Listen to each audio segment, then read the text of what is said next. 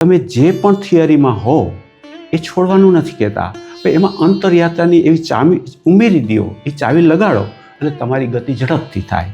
તમારી સાચી પ્યાસ હોય અને તમારો સાચો પ્રશ્ન હોય, સાચી પ્યાસ હોય, તો તમને પરમાત્મા તરફથી આ નિમિત્તોથી તમને સાચો જ માર્ગ મળે. એટલે વ્યક્તિને ખબર પડે કે મારા જીવનના દુઃખ, પીડાઓ, અશાંતિ એ સાચી સમજ વગર, સાચા જ્ઞાન વગર જાય એમ નથી. આ બાજુથી પ્રશ્ન ઉઠે એ પરમાત્મા એમના દ્વારા ઉઠાવે છે. આ બાજુથી જે જવાબ આવે એ પરમાત્મા આ નિમિત્તથી જવાબ આપે છે. જેવા તમે તમારા સ્વરૂપમાં ભીતરમાં ડૂબકી મારો એટલે ભીતર આનંદનો ખજાનો છે. જ્યારે કોઈ માલમી મળે અને બતાવે કે એ સુખ, અખંડ સુખ એ તારા હોવાપણામાં છે, તારી ભીતરમાં જ છે, તારી નાભીમાં જ છે, એમાં જરાક તું ડૂબકી માર, એમાં જોઈ લે. એટલે જે સાચા શોધક આત્મા હોય એને ખબર પડે કે આમાં કંઈક કરવા જેવું છે, અંદર વિસ્મય થાય. નમસ્તે મિત્રો, સ્પીક બિંદાસમાં આપ સૌનું ખૂબ ખૂબ સ્વાગત છે. આજે આપણે રાજકોટથી નજીક મેટોડા છે ત્યાં આપણે આવ્યા છીએ અને ત્યાં સદગુરુ ચૈતન્ય એમની સાથે આપણે આજે સત્સંગ કરવાના છીએ અને તેમાં ખૂબ અલગ અલગ આધ્યાત્મિક વિષયો ઉપર આપણે વાત કરવાના છીએ અને ખૂબ બધી આપણે એમાંથી જેને કહેવાય રહસ્યો આપણે મળવાના છે. તો આ ઇન્ટરવ્યૂમાં છેલ્લે સુધી જોડાઈ રહેજો. તો ચાલો આપણે ઇન્ટરવ્યૂની શરૂઆત કરીએ અને શરૂઆત આપણે સદગુરુ ચૈતન્યને આવકારીને કરીએ. તો સદગુરુ, આપનું સ્પીક બિંદાસમાં ખૂબ ખૂબ સ્વાગત છે. અને ધન્યવાદ. દેવાંગભાઈ એ સાચા અધ્યાત્મના ચાહક છે અને એની સાથે એની પોતાની જે અધ્યાત્મ પ્રત્યેનો પ્રેમ છે એ અદ્ભુત છે. અને જે ભગવાનનું કાર્ય કરી રહ્યા છે, ભગવાનનું જે કાર્ય છે એમાં એક ચેનલ કડી રૂપે છે અને આપણે બધા ચેનલ જ છે. પરમાત્માનું જે એક વિશાળ કાર્ય ચાલે છે એની ચેનલમાં જ છે આપણે, અને ચેનલની કડી નિમિત્ત માત્ર છે. આ બાજુથી પ્રશ્ન ઉઠે એ પરમાત્મા એમના દ્વારા ઉઠાવે છે. આ બાજુથી જે જવાબ આવે એ પરમાત્મા આ નિમિત્તથી જવાબ આપે છે. એટલે એમાં વચ્ચે કરતા આપણે છે જ નહીં, નિમિત્ત માત્ર છે. તો શરૂઆત કરીએ કે આપની આ જગ્યા છે એનું નામ છે અંતરયાત્રા આશ્રમ. અને જે આંતરિક ખોજ છે, જે દર્શકો જોતા હશે જે કોઈના કોઈ માર્ગથી એકમાં જોડાયેલા હશે આંતરિક ખોજમાં, તો આપની પાસેથી એ સમજવું છે કે અંતરયાત્રા એટલે શું?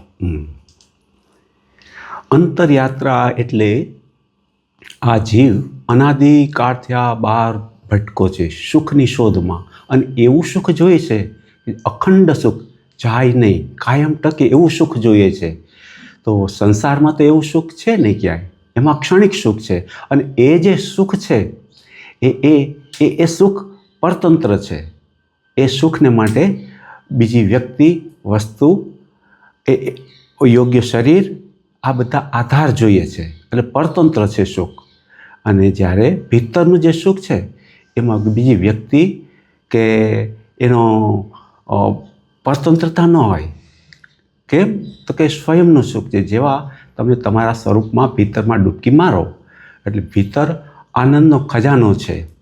અને એ આનંદ, તમે આનંદ સ્વરૂપ છો પણ ભૂલી ગયા, અને એ આનંદ શોધવા તમારું ચિત્ત બાર ભટકે છે.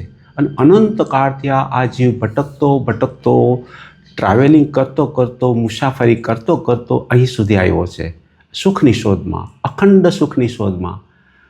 તો એ સુખ જ્યારે ખબર પડે કે એ સુખ સંસારમાં નથી તો ક્યાં છે, તો જ્ઞાની પુરુષ બતાવે છે કે હે જીવ, તું તારા આત્મામાં ગમાડ, તારા આત્મામાં જો.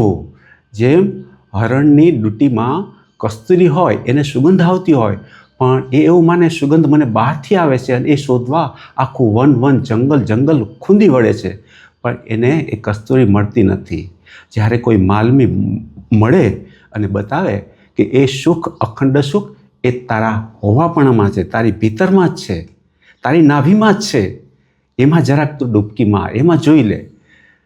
તો આવી ખબર પડે છે. અને ઠેર ઠેરથી આપણું જે સનાતનનો જે આખું અધ્યાત્મ જગત છે એમાં તો ઠેર ઠેરથી સમાચાર મળ્યા છે. જે પહોંચ્યા છે બધાએ સમાચાર આપ્યા કે અહીંયા તો આનંદના ઢગલા છે, આ તો કરવા જેવું છે, પરમ શાંતિ છે, પરમ આનંદ છે, અને આ જીવનની આખી જે સફળતા છે એ આમાં જ છે.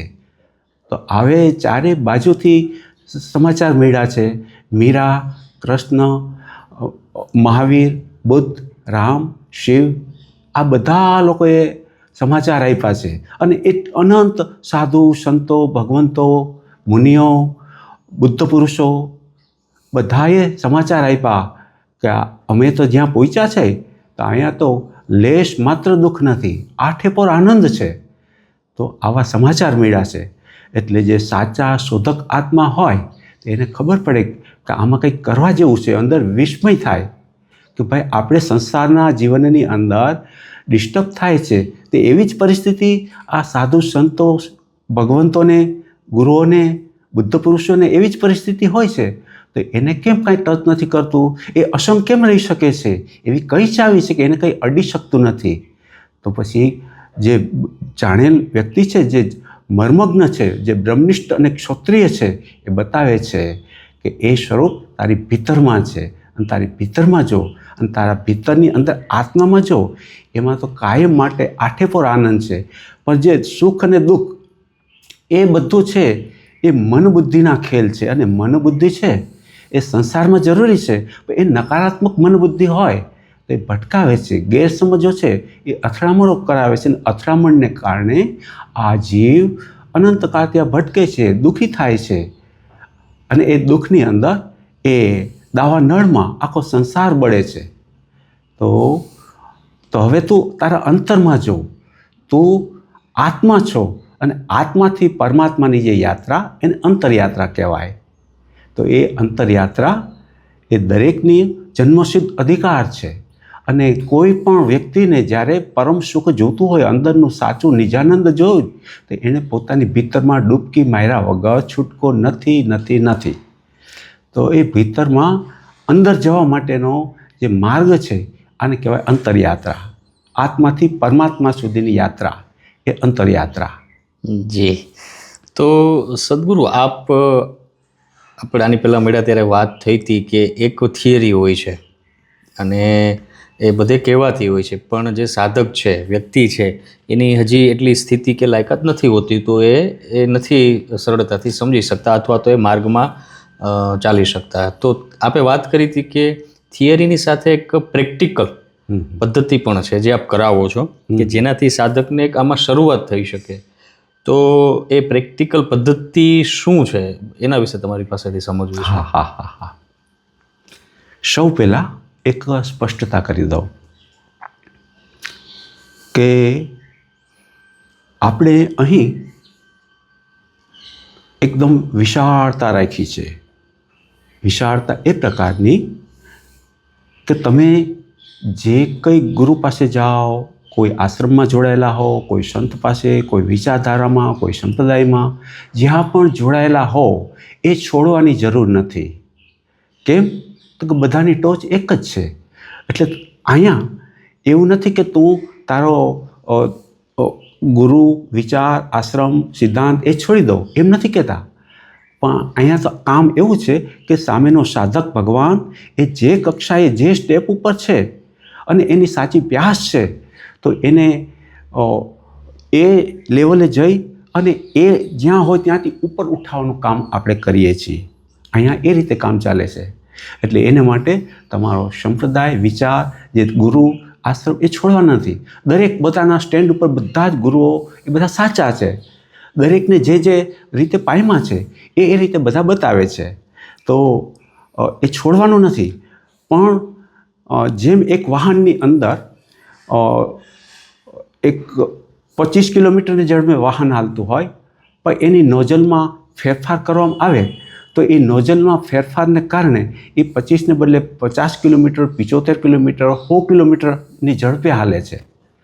તો એવી રીતે તમે જે પણ થિયરીમાં હો એ છોડવાનું નથી કહેતા, પણ એમાં અંતરયાત્રાની એવી ચાવી ઉમેરી દો, એ ચાવી લગાડો એટલે તમારી ગતિ ઝડપથી થાય અને ઝડપથી તમે પરમના પંથે આગળ વધો અને તમારા સ્વરૂપને પામી જાઓ. આ જન્મની અંદર તમારા સ્વરૂપને પામી જાઓ. એવી અંતરયાત્રાની માસ્ટર ચાવી છે. અને આ ચાવી એ આપણા સંતોએ આપણા સનાતન ધર્મની અંદર અગાઉ કહેવાઈ ગયેલી છે પણ ભૂલાઈ ગઈ છે. અને આ બધો સુપ્રીમ પાવરનો માલ છે. કોઈ વ્યક્તિનો કોઈનો આમાં દાવો નથી, અમારો પણ દાવો નથી. આ અગાઉ કહેવાઈ ગયેલું છે પણ એને આપણે અત્યારના સંજોગમાં, અત્યારના પરિપ્રેક્ષ્યમાં અને સૂક્ષ્મ રીતે કાઢી અને એમાં બતાવીએ છીએ કે આમ ને આમ કર, આ ચાવી લગાડતું. અને એ ચાવી લગાડો અને તમે આગળ વધો, તમારા ધ્યેય તરફ આગળ વધો. અને શુદ્ધ રૂપમાં પાછું એવું નથી રાખ્યું આપણે ક્યારેય કે તમે મારા શિષ્ય બનો તો જ હું તમને સમજાવું, એવું નથી રાખ્યું. તમારી સાચી પ્યાસ હોય અને તમારો સાચો પ્રશ્ન હોય, સાચી પ્યાસ હોય તો તમને પરમાત્મા તરફથી આ નિમિત્તોથી તમને સાચો જ માર્ગ મળે. અને એ સાચો માર્ગ જે તમને લાગે. બીજું આપણે એમ નથી કહેતા કે તમે સ્વીકારી લ્યો, શ્રદ્ધા રાખવાની વાત નથી કરતા. 3 પ્રકારની શ્રદ્ધા છે. પહેલી શ્રદ્ધા તો કે પરંપરાગત શ્રદ્ધા. પરંપરાગત શ્રદ્ધા એને કહેવાય કે આપણી પરંપરામાં કીધું છે કે હું જે કે પરંપરામાં છું એમાં કીધું છે માટે એને શ્રદ્ધા રાખો. એ બીજી શ્રદ્ધા છે ગુલામી સભર શ્રદ્ધા. એટલે કે સામેની વ્યક્તિ કે જેના પ્રત્યે મને શ્રદ્ધા છે, તમને શ્રદ્ધા છે, તો એ જે કહેતી હોય એ સાચું જ હોય, એને ગુલામી સભર શ્રદ્ધા કહેવાય. અને ત્રીજી શ્રદ્ધા છે સભાન શ્રદ્ધા. તો આપણે એ કહીએ છીએ કે ખાંડ મીઠી હોય એમ પરંપરામાં કીધું માટે ન સ્વીકારો. ખાંડ મીઠી છે એમ તમારા શ્રદ્ધેય પૂજ્ય વ્યક્તિએ કીધું માટે ન સ્વીકારો. એ ખોટા નથી પણ એમ નથી સ્વીકારવાનું.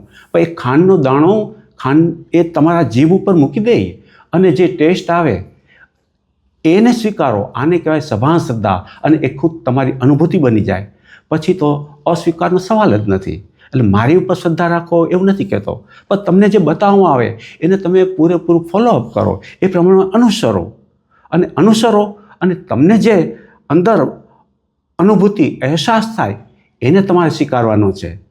તો અહીંની થિયરી આ છે. હવે આપણે આગળ વધીએ કે સનાતનની જે પરંપરા છે આખી એ કાયમ પહેલાંય હતી, અત્યારે છે અને કાયમ ટકશે. પણ નિરંજન નિરાકારને બધા સીધા પકડી શકતા નથી. જે વૈશ્વિક કોસ્મિક એનર્જી છે, વૈશ્વિક ચેતના છે, આખી બ્રહ્માંડી ચેતના છે, એને બધા સીધા પકડી શકે નહીં.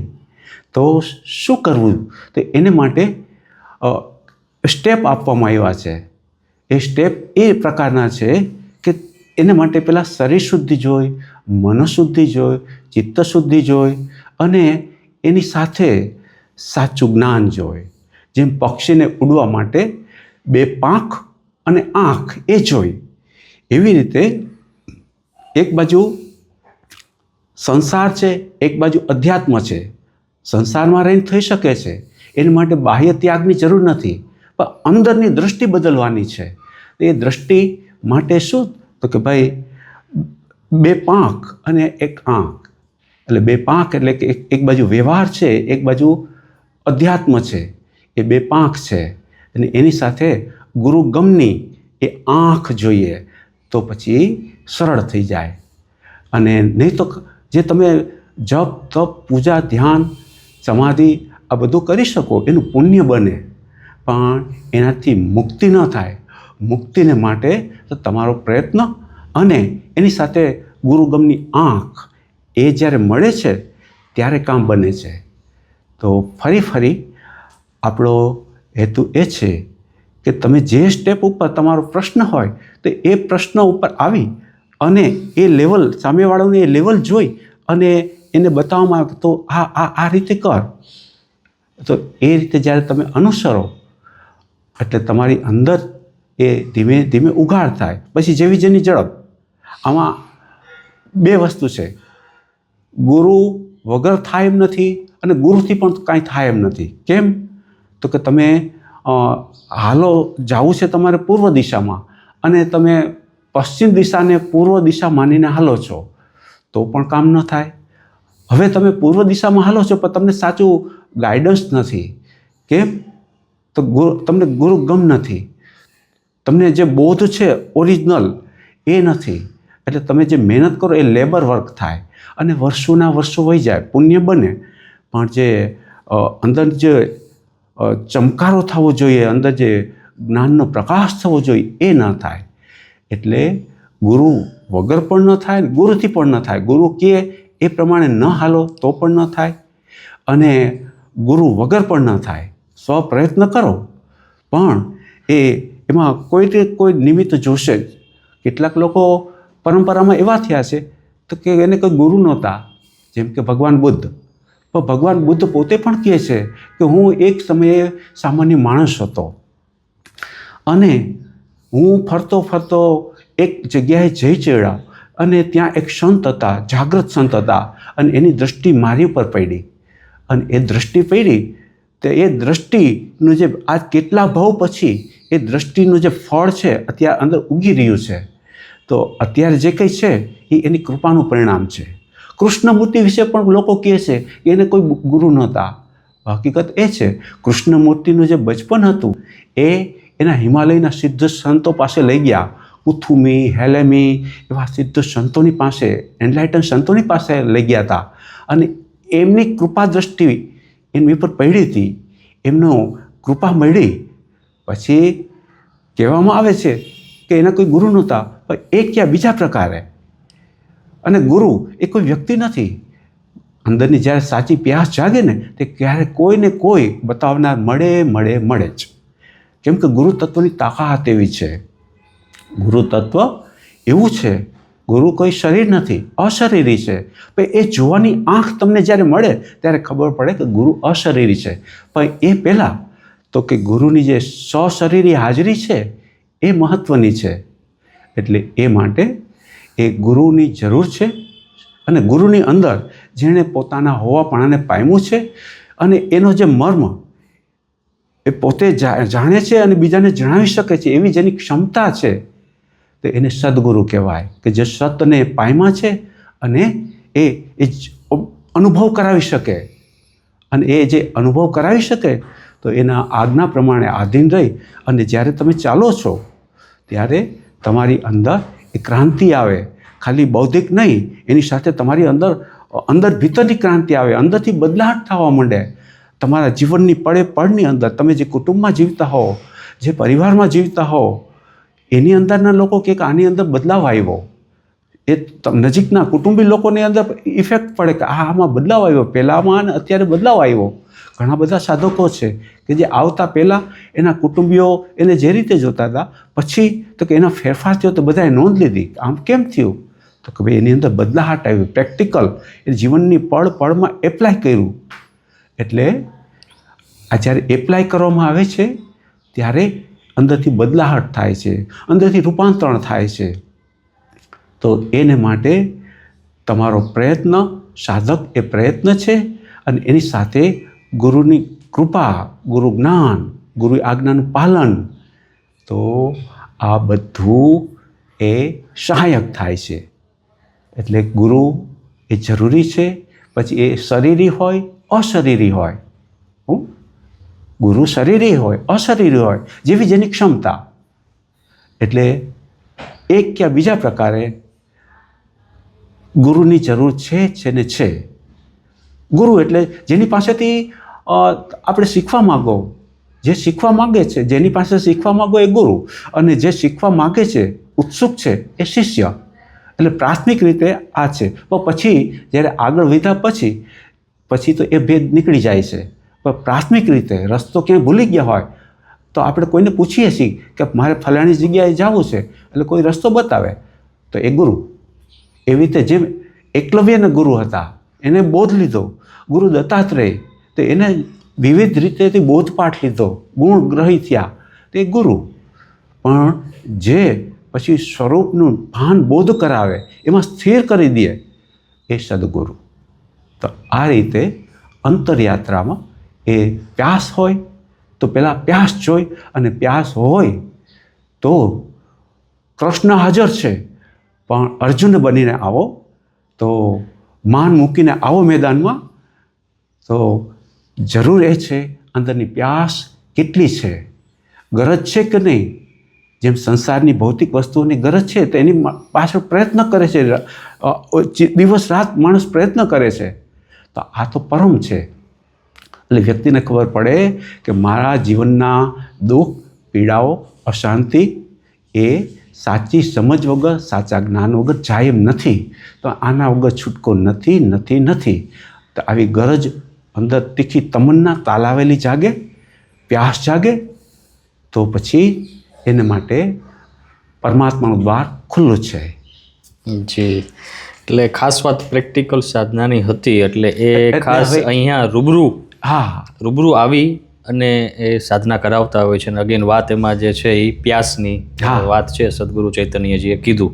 એટલે એમનું સરનામું, એમનો ફોન નંબર એ બધું આમાં શેર કરેલું છે, તો તમે ચોક્કસ એમનો સંપર્ક કરી શકો છો. ક્યારે સંપર્ક કરવો એ બધું સ્ક્રીન ઉપર લખેલું છે. તો આ ગુરુ અને ગુરુ તત્વની પણ ખૂબ સરસ વાત કરી. મારો એ પણ પ્રશ્ન હતો.